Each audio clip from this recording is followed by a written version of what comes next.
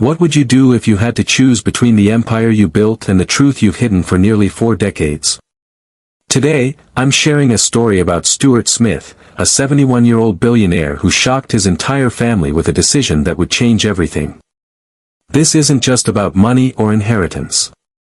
This is about secrets, second chances, and what it means to finally tell the truth when you're running out of time. Stay with me till the end, because this story will make you think about what really matters in life. The boardroom on the 42nd floor of Smith Tower had seen many storms. It had weathered hostile takeovers, billion-dollar collapses, and the kind of arguments that made grown men loosen their ties and look away. The floor-to-ceiling windows had watched over the city of Chicago for 31 years, silent witnesses to deals that reshaped industries and handshakes that built empires. But on this particular Tuesday morning in October, as the clouds pressed low and gray against the glass, the room felt different. It felt like a goodbye. Stuart Smith sat at the head of the long obsidian table, his hands folded in front of him with the practiced stillness of a man who had spent decades making sure no one could read him. He was 71 years old, with silver hair swept back from a face that had once been called handsome in magazine profiles and was now called distinguished, the polite word people used when they meant aged but still formidable. His charcoal suit was perfectly pressed. His cufflinks, 2 small onyx squares that had belonged to his own father, caught the dim morning light. He looked like power. But his eyes told a different story. There was something behind them today, something quiet and irreversible, like a door that had already been closed from the inside. His assistant, Clara, had noticed it when she brought his coffee at 7:15. She hadn't said anything. In 11 years of working for Stuart Smith, she had learned that some mornings were not for speaking. The boardroom began to fill at 9 o'clock sharp. They came the way they always did, with confidence worn like armor, with the particular ease of people who had never once in their lives worried about a bill or a locked door. Larry Maynard came in first. Stuart's eldest, 45 years old, broad-shouldered and already scrolling through his phone before he'd fully entered the room. Larry had his father's jaw and none of his patience, a combination that had made him ruthless in the boardroom and exhausting everywhere else. He pulled out the chair to Stuart's immediate right, his chair, the one he had claimed since he was old enough to sit at this table, and dropped into it with the ease of a man who had already decided this meeting was a formality. Behind him came Ruby Ray. 42, sharp-eyed, wearing a steel-gray blazer that matched her expression perfectly. Ruby was Stuart's eldest daughter and the most dangerous person in any room she entered, not because she was loud, she rarely was, but because she noticed everything and said only what she intended. She had spent 15 years positioning herself as the obvious successor to Smith Industries, and she carried that certainty in the set of her shoulders and the deliberate way she chose the seat directly across from Larry. A chess move, not a coincidence. Then came Marianne Mabe, 39, quieter than her siblings, slipping into a chair near the middle of the table without the theatrical entrances the others seemed to require.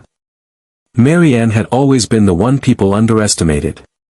She watched her father's face when she sat down, and something crossed her expression, not surprise exactly, but recognition, as if she alone had been half expecting whatever was coming. Last was Timothy Merrow, 36, the youngest, who had flown in from New York the night before and still looked slightly undone by it, his dark curls pushed back unevenly, his tie not quite straight. Timothy was the one who laughed the loudest at family dinners and cried at films he pretended not to watch. He was also the one who called Stuart every Sunday without fail, even when Stuart answered in monosyllables. He slid into his seat, caught his father's eye across the table, and offered a small, uncertain smile. Stuart did not smile back. Not today. He waited until the room settled. Until the coffee cups were filled and the shuffling stopped and the air arrived at the particular quality of stillness that meant all attention was his. Then he spoke. "I've asked you all here this morning," he said, his voice low and even, "because I've made a decision. A decision that I've been considering for longer than any of you would believe. And one that, as of this morning, is final." The word "final" landed in the room like a stone dropped into still water. Everyone felt the ripple. No one moved. I won't be explaining myself today, Stuart said. But I will be asking you to trust me. One last time. Larry opened his mouth. Stuart raised one hand, barely, just slightly, and Larry closed it again. Old conditioning. It still worked. Stuart reached into the inside pocket of his jacket and withdrew a single white envelope. He placed it on the table in front of him, smooth and unmarked, and rested his hand lightly on top of it. Everything you need to understand will be in this room by Friday, he said. Until then, I ask for your patience. And that was all. He stood, buttoned his jacket, and walked out of the boardroom, leaving behind his 4 children, a sealed white envelope, and a silence so complete that the only sound was the rain beginning to tap against the 42nd floor windows like it was trying to warn someone. Outside in the corridor, Stuart paused. He pressed one hand flat against the cool marble wall and closed his eyes. 3 seconds. 4. The kind of stillness that only comes from a man who has finally, after a very long time, stopped fighting something inside himself. Then he straightened, buttoned his jacket one more time out of habit, and walked toward the elevator. He pressed the button for the lobby. He had one more stop to make before Friday. One stop his family knew nothing about. Her name was Samantha Noble. The address Stuart had written on the back of his own business card, in his own hand, which he almost never did anymore, led to a brownstone on Maple Street, 12 blocks from Smith Tower and a world away from it. It was a quiet street. The kind Chicago kept hidden between its louder ones, lined with old oak trees that had somehow survived every storm the city had thrown at them. The brownstone itself was modest by any standard, certainly by Stuart's standard. 3 floors, dark red brick, a small window box on the 2nd floor where someone had planted late-season lavender that was doing its stubborn best against the October cold. Stuart stood on the pavement outside for a moment before climbing the steps. He had stood here before. Many times, in fact. But always briefly, always uncertain, always with one foot pointed back toward the tower and everything that demanded his presence there. Today was different. Today he climbed the steps without hesitation, pressed the brass bell, and waited. The door opened after a moment. Samantha Noble was 63 years old, with warm brown eyes and silver-streaked hair she wore loosely pinned back, a few strands escaping around her face the way they always had. She was not what anyone looking at Stuart's life from the outside would have expected. She wasn't polished in the way his world rewarded. She wore a soft gray cardigan and reading glasses pushed up on her head, and she was holding a cup of tea that steamed gently in the cold morning air. She looked at him standing on her doorstep in his charcoal suit and his onyx cufflinks and his expression that was trying very hard to be composed. "You told them," she said. It wasn't a question. "I told them something," Stuart said. "Not everything. Not yet." Samantha stepped back and opened the door wider. He went inside. The interior of the brownstone was everything Smith Tower was not: warm, cluttered in a lived-in way, bookshelves that overflowed onto windowsills, a kitchen that smelled like coffee and something baking. Photographs on the walls. Real ones, not the curated art installations that decorated Stuart's penthouse. Pictures of landscapes, of a younger Samantha laughing somewhere sunny, of a little girl with dark curls in a garden Stuart recognized from a long time ago. He stopped in front of that one. "She looks like her mother," he said quietly. "She looks like both of us," Samantha said, from behind him.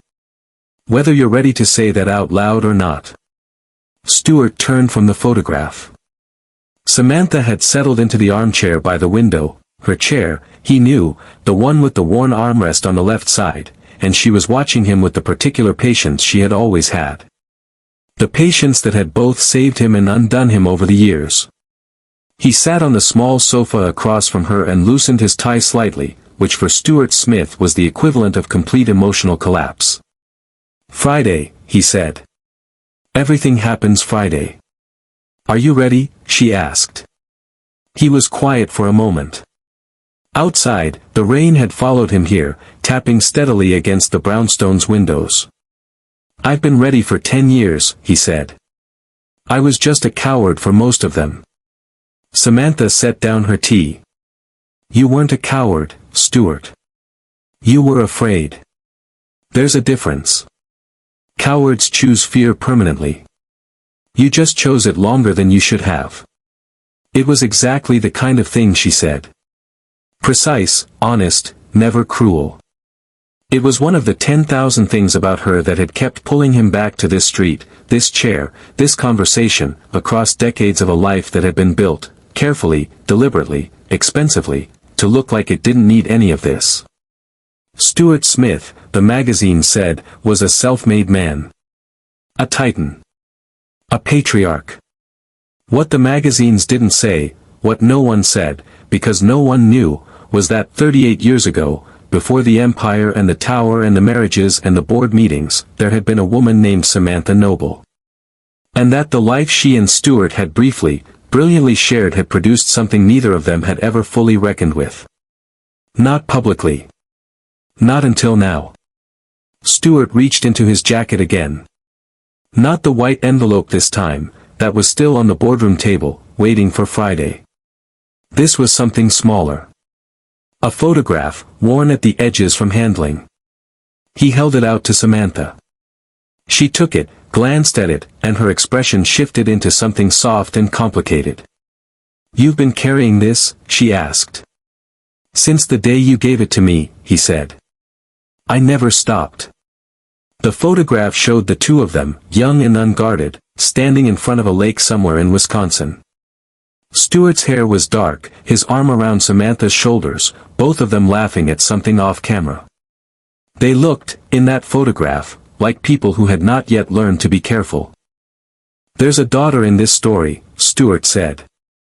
And she deserves to know who her father is. And my family deserves to know who I actually am. All of it.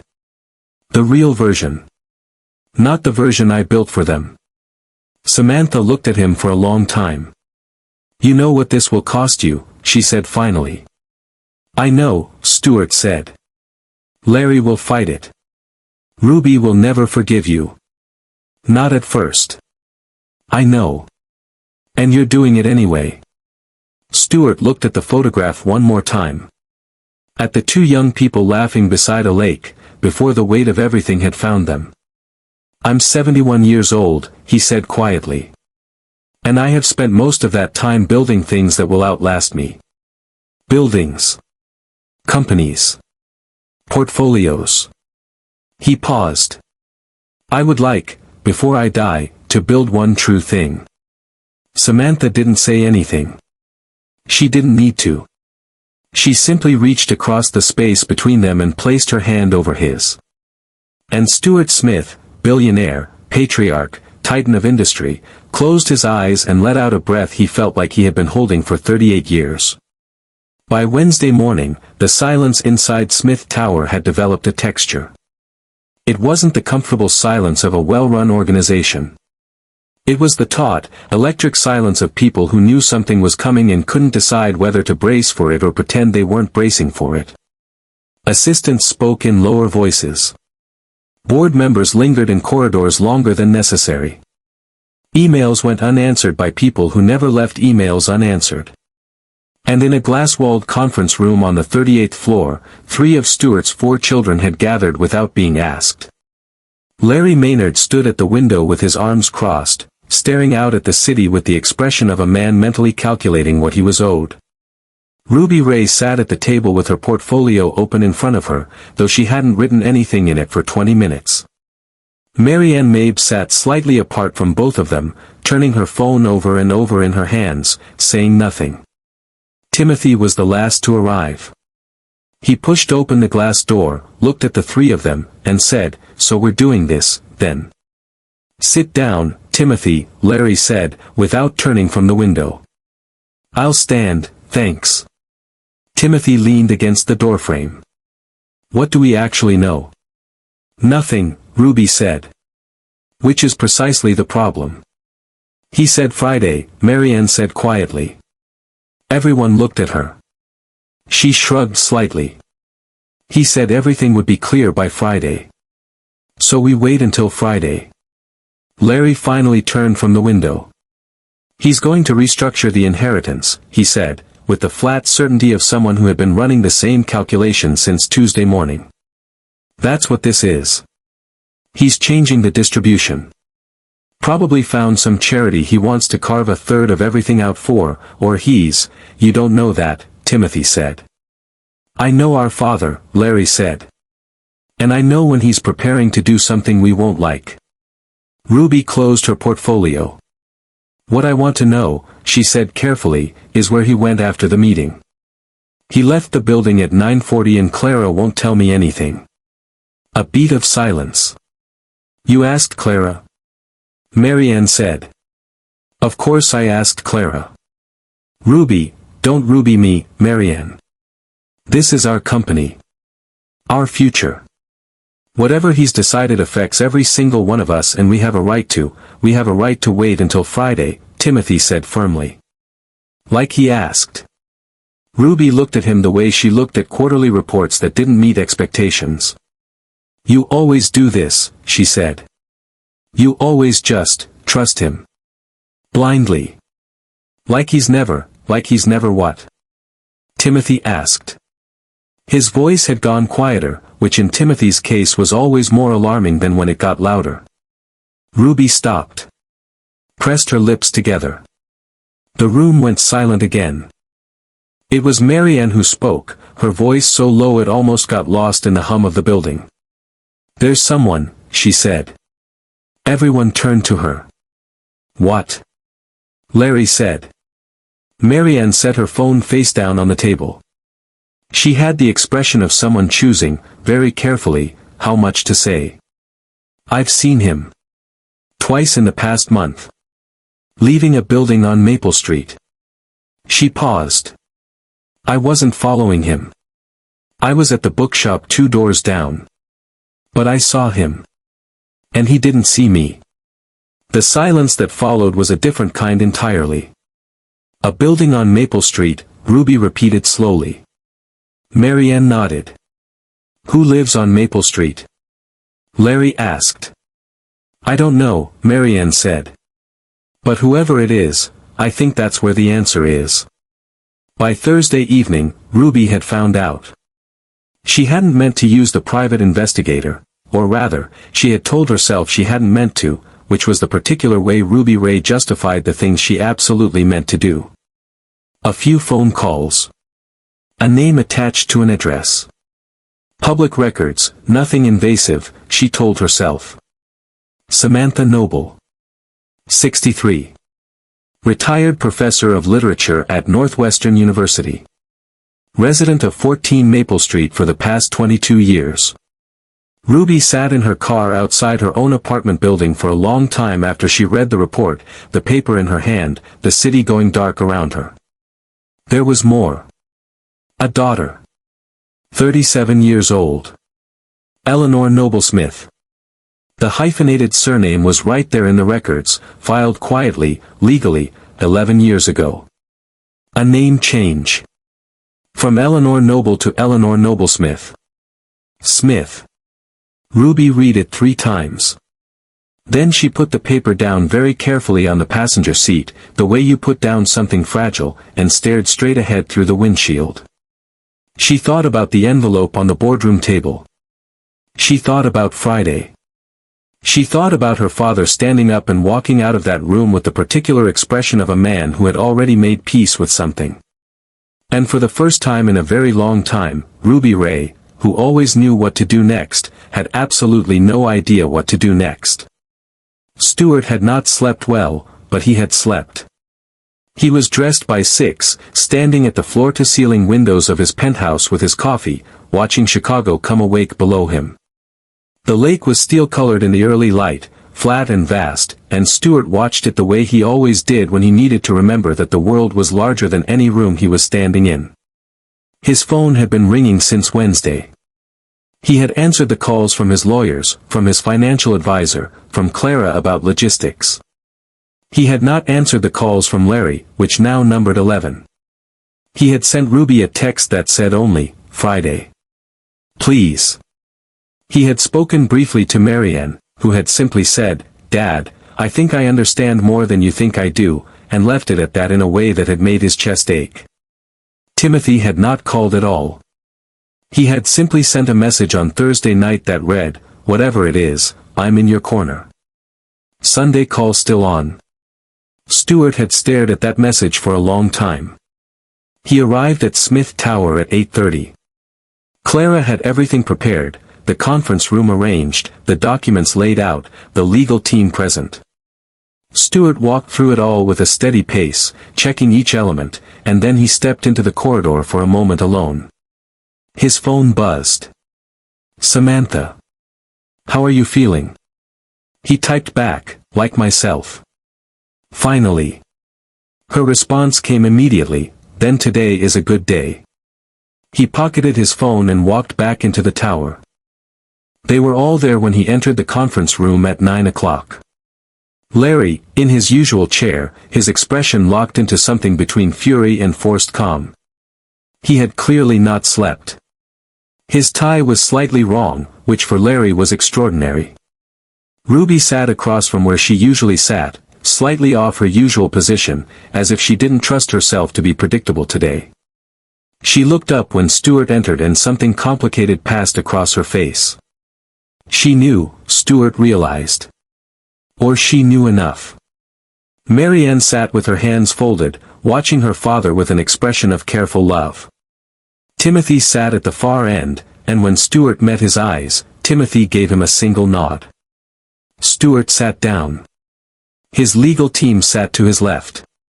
On the table, the white envelope from Tuesday had been replaced by a series of formal documents, organized and tabbed, a copy in front of each family member. "I'm going to speak first," Stuart said. "And then you can ask whatever you need to ask. And I'm going to ask you to let me finish before anyone responds." Nobody objected. Even Larry, who objected to everything, said nothing. Stuart drew a breath. 38 years ago, he said, before this company was what it is today, before any of you were born, I was in love with a woman named Samantha Noble. The room didn't move. We were young. I was building something from nothing and I was terrified and I made choices that I am not proud of. When Samantha told me she was pregnant, I panicked. I chose the company. I chose the path I thought I was supposed to take. And I walked away from her. His voice remained even, though it cost him something.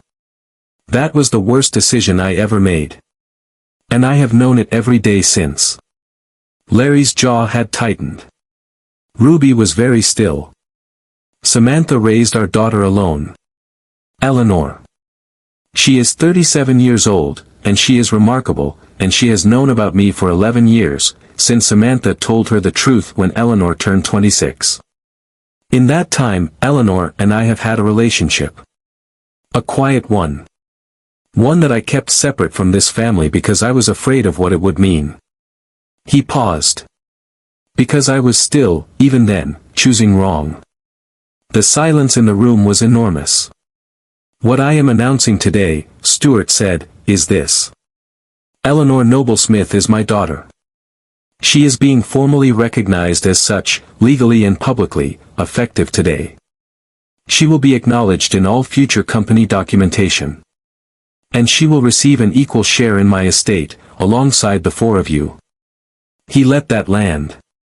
Then, this is not a punishment. It is not directed at any of you. It is simply the truth. A truth I should have lived openly a long time ago. He stopped speaking. Folded his hands on the table. And waited. For approximately 4 seconds, the room held. Then Larry stood up. Absolutely not. His voice came out hard and flat, like a fist on a table. You're telling us that you have been conducting a secret relationship, for 38 years, with a woman and a daughter none of us knew existed, and you're now proposing to hand her an equal share of everything we have built, that I built, Stuart said, very quietly. Larry stopped. I built this company, Larry, Stuart said, still quiet, still even. You have worked in it. You have benefited from it. You will continue to benefit from it. But let's be precise about what was built by whom. The color rose in Larry's face.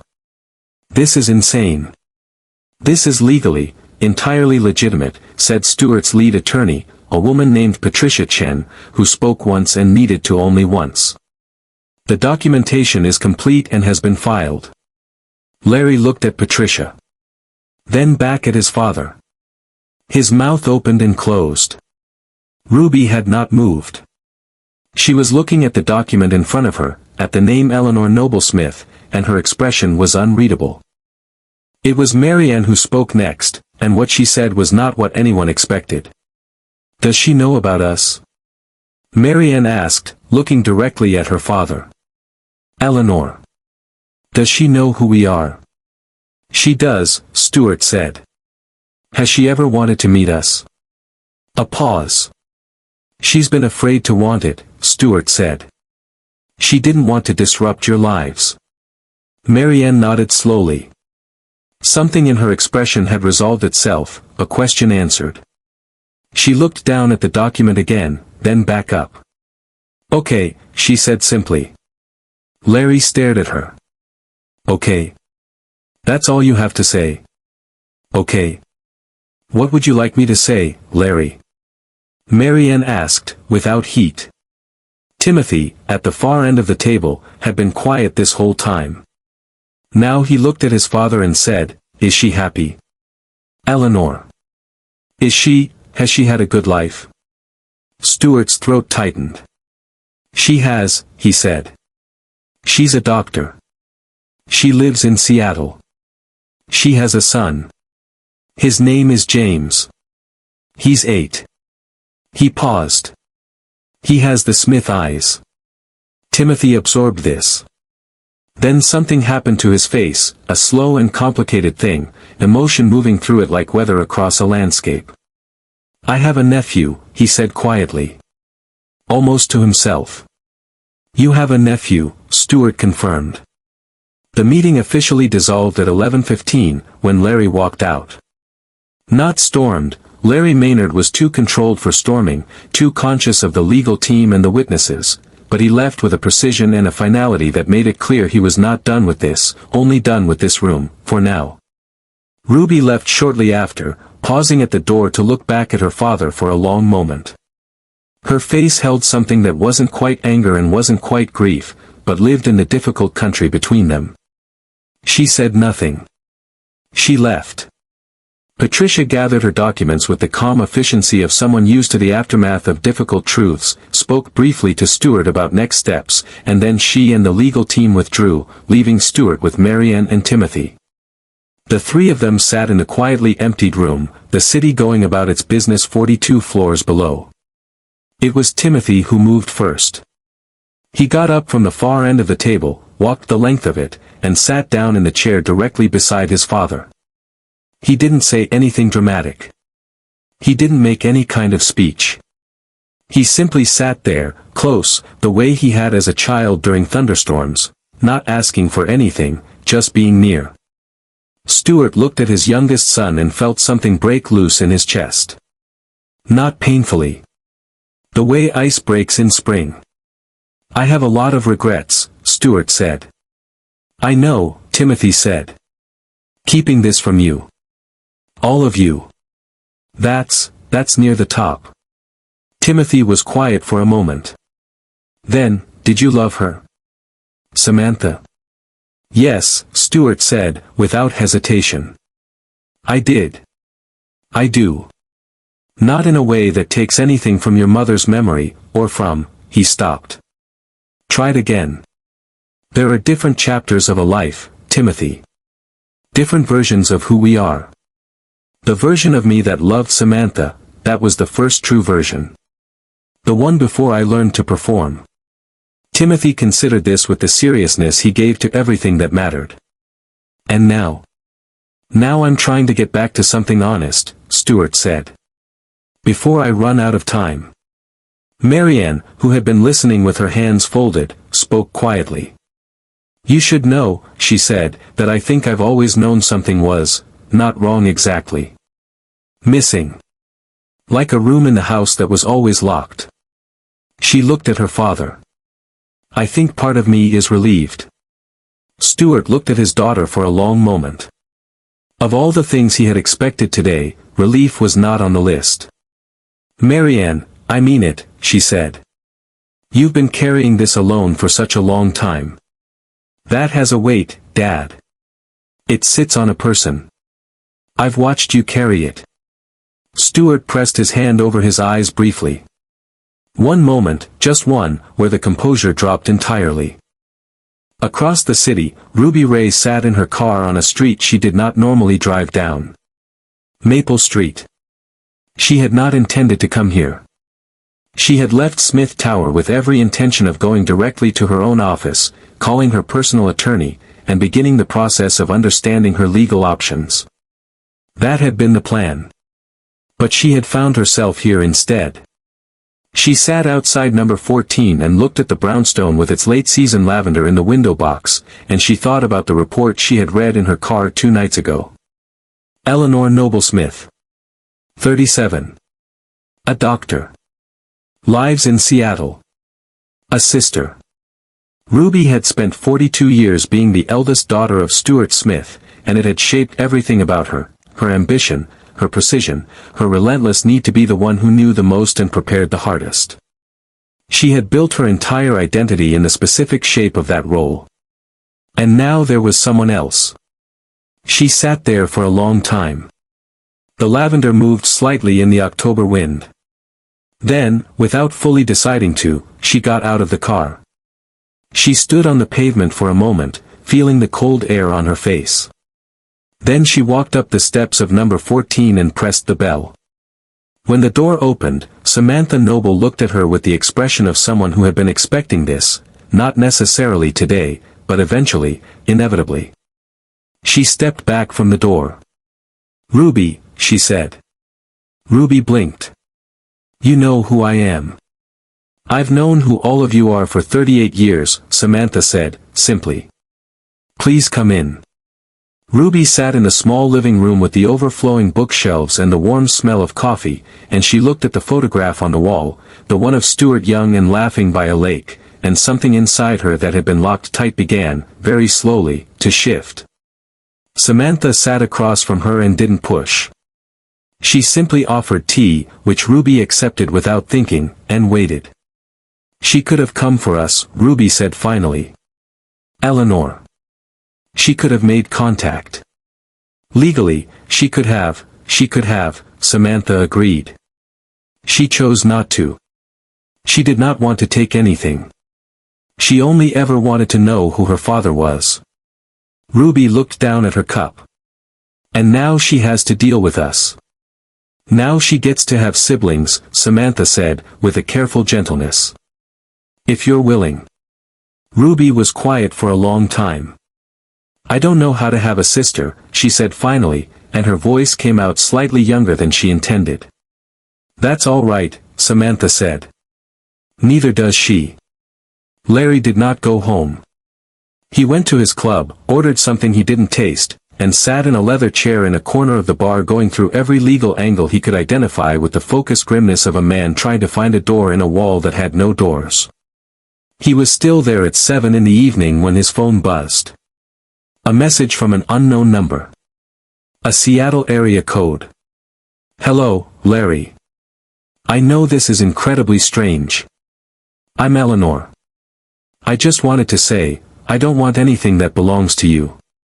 I know that probably sounds like something I'd have to say. But I mean it. What I wanted was a father. I have that now. Whatever else happens, or doesn't happen, between us, I understand if this is too much. I just wanted you to know that I'm not your enemy." Larry read the message 3 times. He put his phone face down on the table. He stared at the wall for a very long time. And something, somewhere deep in the architecture of Larry Maynard's certainty, developed its first crack. Eleanor Noble Smith landed at O'Hare on a gray Saturday morning with her 8-year-old son James asleep against her shoulder and a heart rate she was medically qualified to recognize as anxiety. She had made this trip before, quietly, privately, slipping into the city to meet Stuart for dinner at a restaurant neither of them mentioned publicly, talking carefully over wine, rebuilding something in pieces. But this was different. This was the whole thing at once.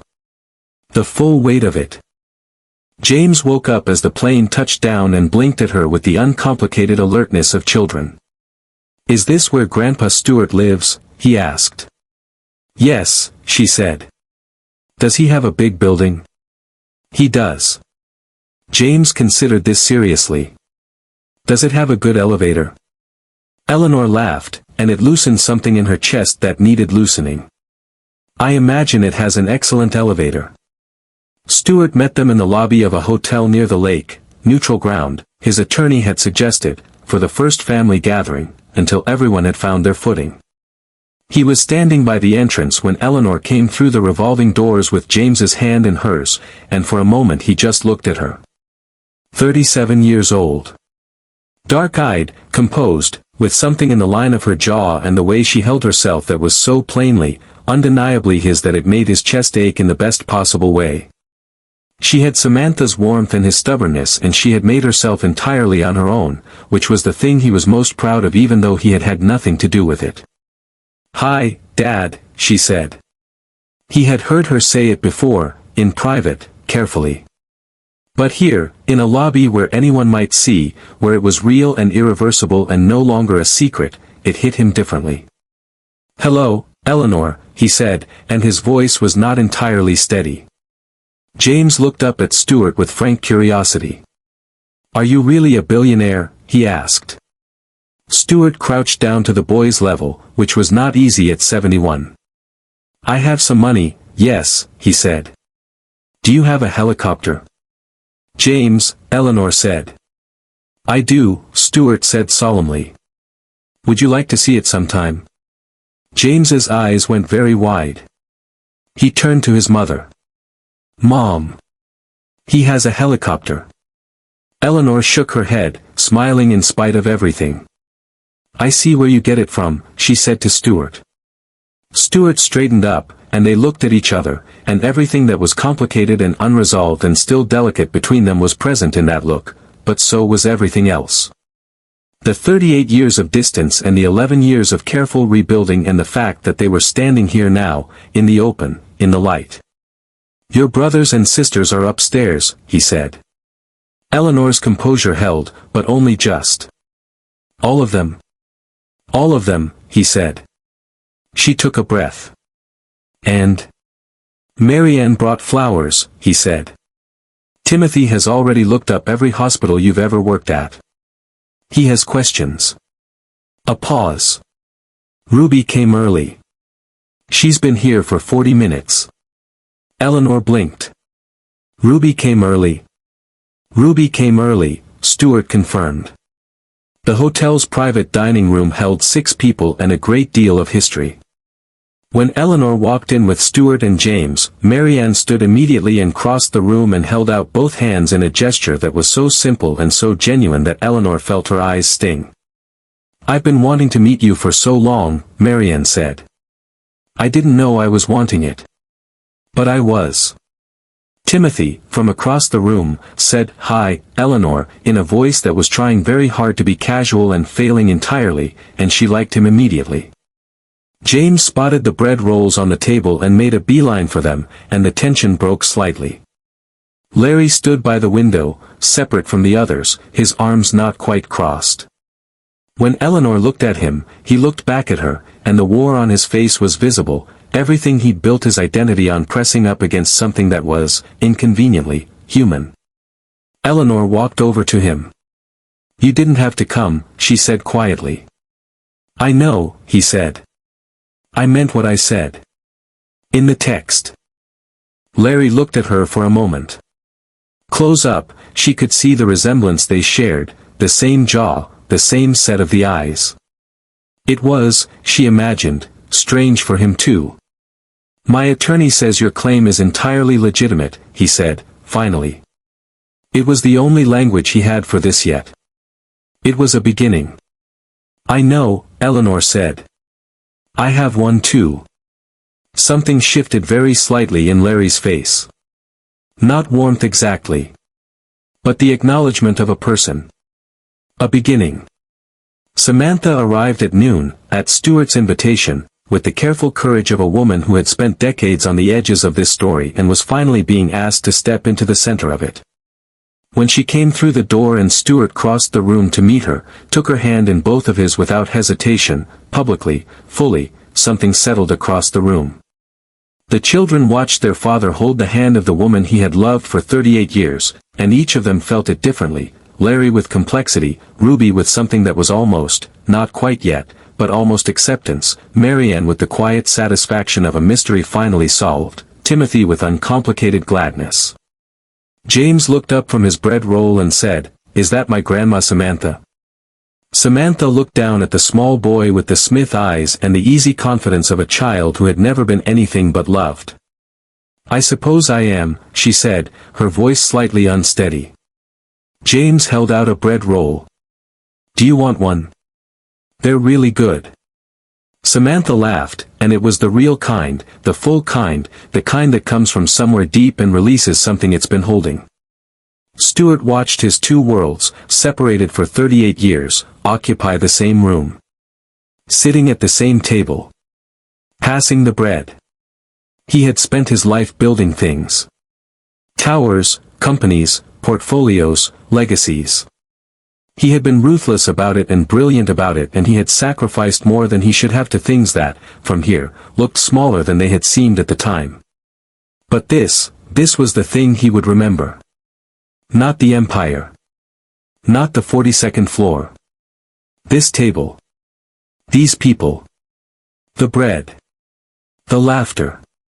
James's serious questions about the helicopter. Marianne's flowers in the center of the table. Timothy already making Eleanor laugh about something. Ruby, watching all of it with an expression that was slowly, visibly, thawing. This was the truest thing he had ever built. That evening, after the others had gone, Stuart and Samantha sat in the hotel lounge with the last of the afternoon light coming golden through the windows. James was asleep upstairs with Eleanor. The city was doing its city things outside. Stuart had loosened his tie all the way. His jacket was over the back of the chair. He looked, for the first time in longer than he could remember, like a man who was not performing anything. "Well," Samantha said. "Well," Stuart agreed. She looked at him. "How do you feel?" He thought about it honestly. "Like I put something down," he said. "Something very heavy that I'd been carrying so long I'd forgotten it wasn't part of me." Samantha tilted her head slightly. "And how does that feel?" "Light," he said. Simply. "It feels light."